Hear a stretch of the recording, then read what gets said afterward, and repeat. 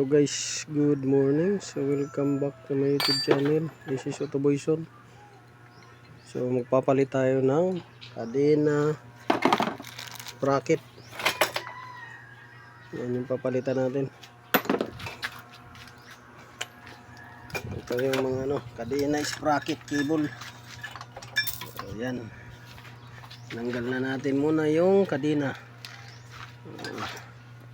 Tapos ito sprocket.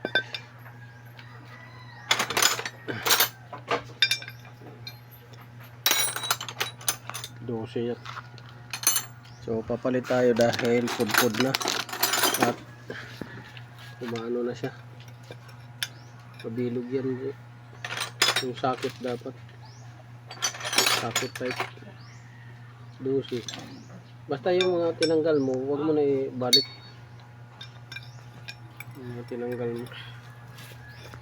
So, dandahanin mo para dili ito bangga. Gahi pa man yung isa. Baliktad. Gahi na. Baliktad man ito yung kuwan. Pahigpit man.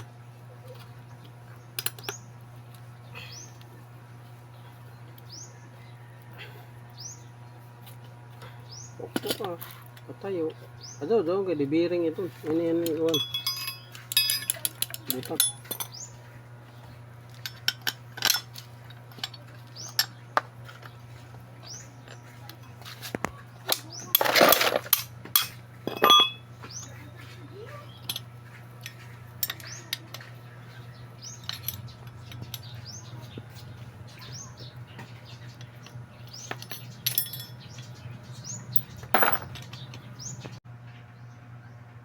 Diri na kuan or diri sa may shifter niya. Diyaw sa shifter diyaw pa. Bitaw isa dilo na sensor. Dili kong ito. Dili. Neutral kuan switch ang tawag na nini. Eton kuan eton speed ni kadena. Yung speed no sa kadena din. Speed niya. Ang tanga dyan to kuan. Diyan to 12. Diyan to 12. Ito duha bracket. Set ma ito sa pagkabunot nimo. Ito isuid sa martilyo. Para maligwatan niyo. Kay gulong ito no. Para si mapel pag kuan mo.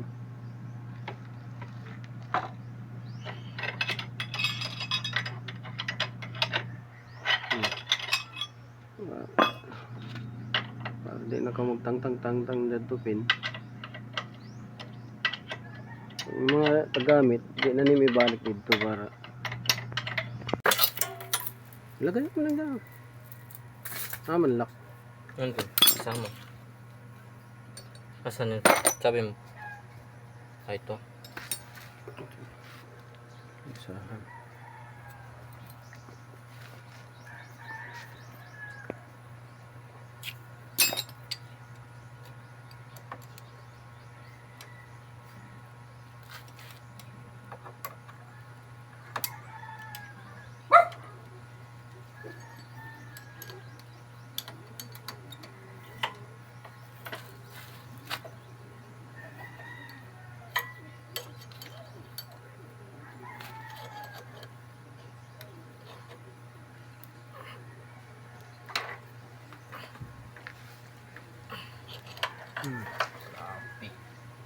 Tang-tang.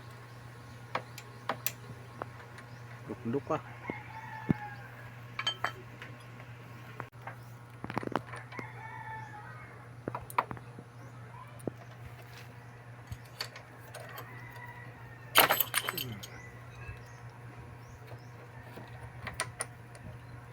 Tang-tangan ito siya.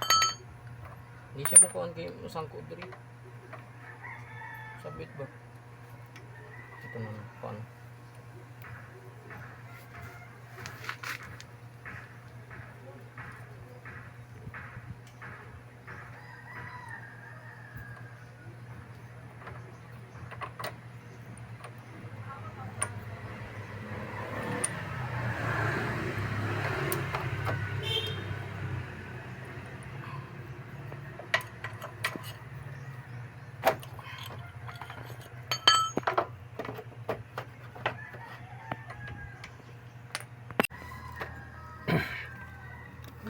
So ayan guys, malinis na. Pero biak na yung neutral switch. Ayan oh. Nagkaputol-putol na. Ayan, basag na. Neutral switch nya. Ayan oh, basag. Tinamaan ng kadena. So yan yung kadalasan leaking dyan. Pagka tinamaan ng kadena ang neutral switch. Ayan. So linisin nyo muna bago nyo anuhan, palitan para hindi siya mag leaking. Ayan. Buok na. Tinamaan kasi ng ano, kadena.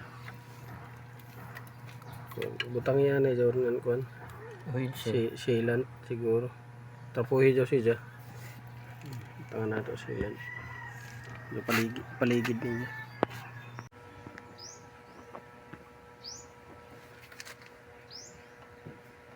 Ayan na guys, pinalitan na natin ng bagong neutral switch dahil tinamaan. So wag mo na itudo, mamaya mabasag.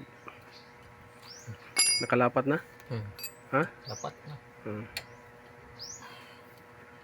So pinalitan na natin guys dahil nagliliking gawa ng basag na siya. Ayan o. Yung ano, ayan o. Basag. Tinamaan ng kadena, nabasag, lumusot na yung oil. Yun. Yan yung naging dahilan ng leaking ng oil. At naputol yung bolt nya. So pinalitan natin ng bolt. Yan. Nakabit na. Bagong sprocket, bagong neutral switch. Yan.